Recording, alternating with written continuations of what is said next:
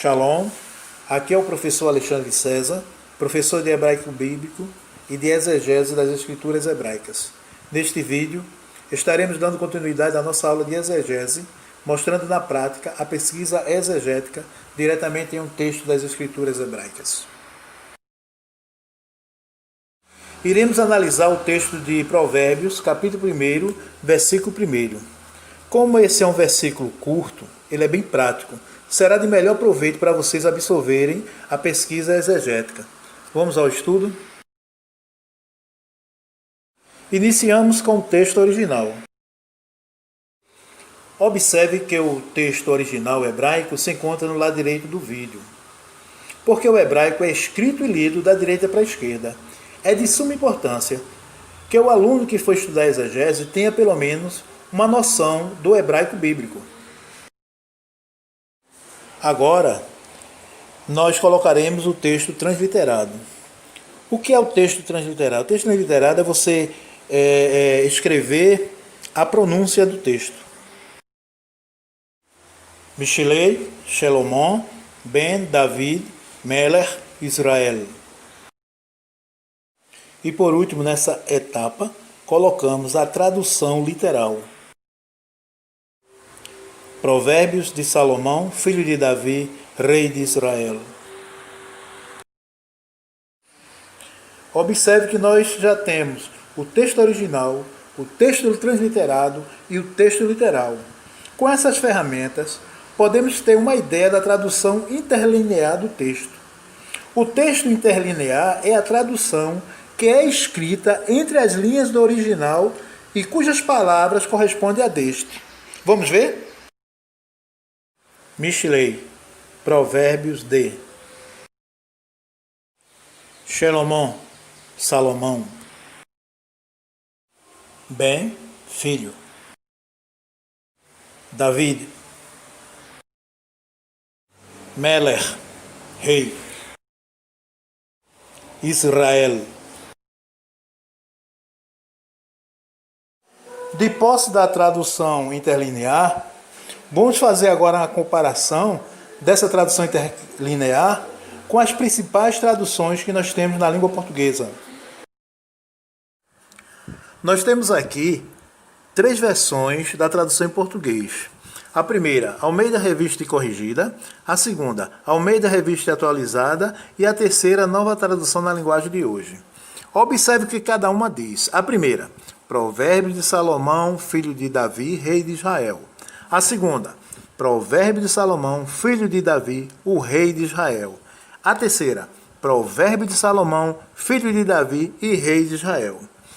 Quando a gente faz a observação de cada uma dessas versões com a nossa tradução interlinear, a gente vê que a primeira, Almeida Revista Corrigida, é a mais aproximada, né? É uma tradução literal, como está no original. O que é que o original diz? O original diz Mishilei, Shelomon, Ben Davi, Melech, Israel. Ou seja, Provérbio de Salomão, filho de Davi, rei de Israel.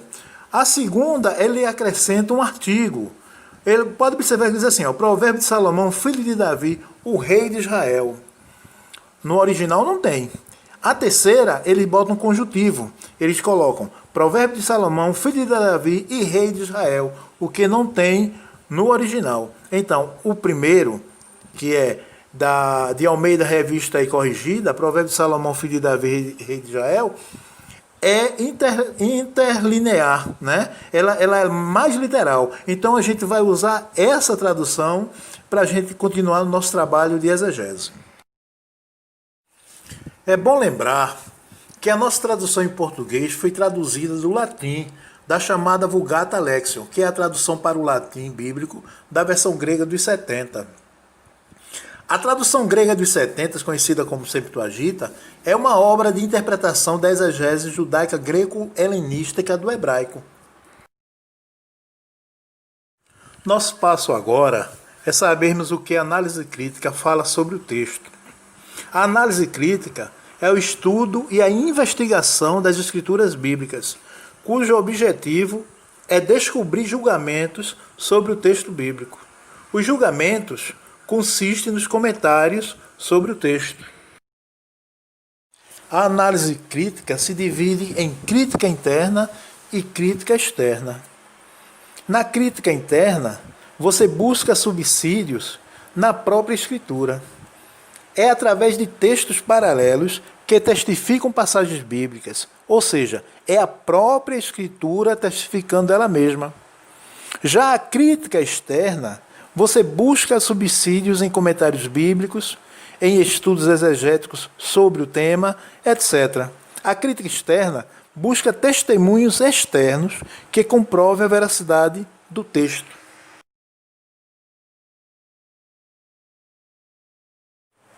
Em relação à autoria dos provérbios, a crítica interna, ou seja, a própria escritura, nos diz que a autoria é de Salomão. A preposição de nos dá a ideia de procedência, origem, de onde surgiu. Então podemos dizer que os provérbios procedem de Salomão.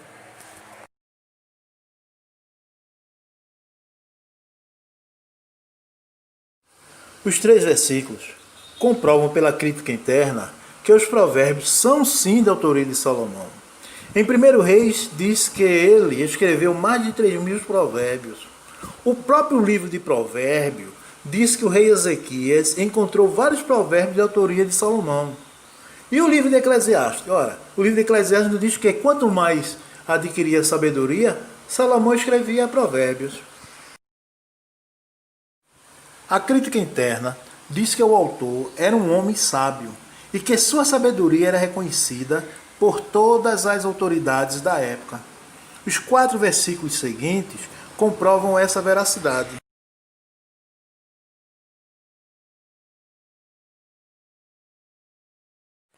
Segundo a crítica interna, ou seja, a própria Bíblia, no livro dos Reis e no livro das Crônicas, foi Salomão que ordenou a construção do Templo de Jerusalém no seu 4º ano de reinado, conhecido como Templo de Salomão. Depois disso, mandou construir um novo palácio real para o sumo sacerdote, o palácio da filha do faraó, a casa de cedro do Líbano e o pórtico das colunas. Mandou construir fortes muralhas na cidade de Jerusalém, bem como diversas cidades fortificadas e torres de vigia. Tudo certifica que ele era um homem sábio. A crítica interna diz que o autor era filho do rei Davi. Observe os versículos seguintes.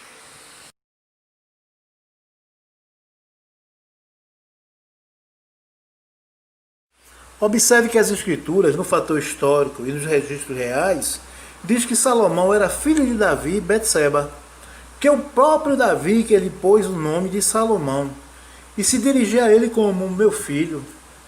A escritura grega do Novo Testamento, em Mateus 1,6, testifica a genealogia davídica de Salomão, comprovando toda a crítica interna que Salomão era filho de Davi.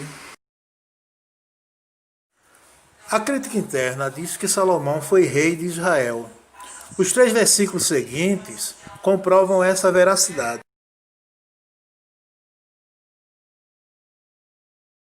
As Escrituras dão total veracidade que Salomão foi rei de Israel. Ele é mencionado, sobretudo, no livro dos Reis. Veja como a crítica externa conceitua o termo provérbios.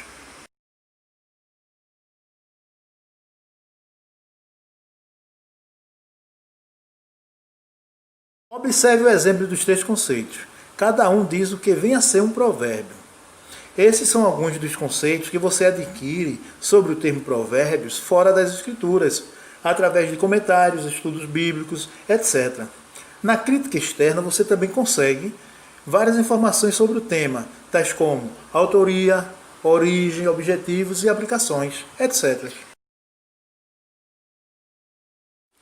A análise gramatical consiste no estudo da morfologia das palavras. Nesse estudo, analisamos a classe gramatical de cada enunciado linguístico individualmente.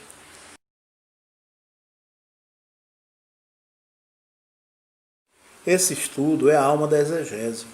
É de suma importância o conhecimento morfológico dos termos. Sabe por quê? Porque posteriormente você poderá analisar a função e a ligação de cada termo que forma o enunciado linguístico hebraico. Na análise morfológica, você obterá a estrutura do termo, sua raiz e suas derivações. O primeiro termo a ser analisado é o termo Michilé, cuja pronúncia não é Michilei, como anteriormente pronunciamos, mas sim Michilé com o Yud mudo. Observe que o termo Michilé é um substantivo masculino singular derivado do verbo machalo e que foi erroneamente traduzido como provérbios. A semirrut não tem similar na língua portuguesa. Ela é parecida com o genitivo do inglês. Em inglês, quando você quer dizer o lar de Maria, the home of Mary, de maneira simples, você diz Mary's home. Você entende como o lar de Maria. Da mesma forma é no hebraico. Shalom, substantivo próprio, oriundo do termo shalem, que dá a ideia de estar completo, sadio. Salomão foi o terceiro rei de Israel. Bem, substantivo masculino singular construto, que significa filho. O termo bem é basicamente, ainda que de maneira exclusiva, uma referência ao adolescente masculino de pais humanos. O termo também é usado de modo idiomático para se referir às crianças de modo geral, aos descendentes, isto é, a netos, aos filhotes de animais, a designação de idade e as pessoas que pertencem a uma certa categoria de grupo. O termo David, segundo estudiosos linguísticos, tem sido comparado com o termo identificado em Mari, Davidum, líder, mas isso é bastante certo.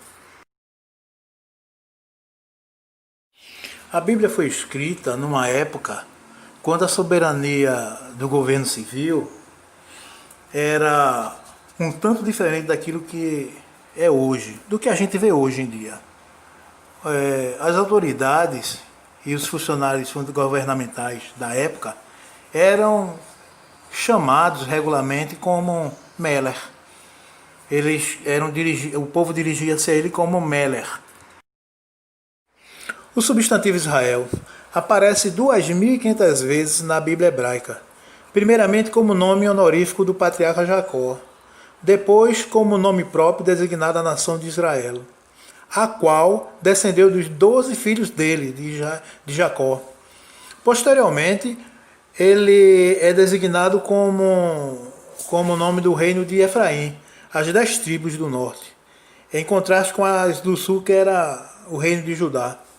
E, finalmente, o substantivo Israel, ele é como designação do Reino do Sul, após a queda do Reino do Norte.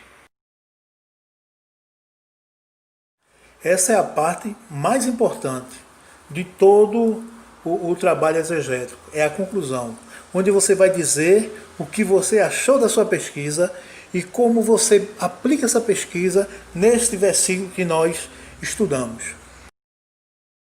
Nesse primeiro ponto, concluímos que a tradução linear e literal é totalmente diferente das traduções idiomáticas que temos em português. Aqui no segundo ponto, concluímos que o título original segue a tradição judaica de nomear seus livros com palavra inicial ou palavra relevante do livro. Por fim, no terceiro ponto, concluímos que o provérbio do capítulo 1 é de autoria de Salomão. A veracidade disso está no currículo que o texto expõe. Descendente de Davi, e que na ocasião ele, Salomão, era rei de Israel.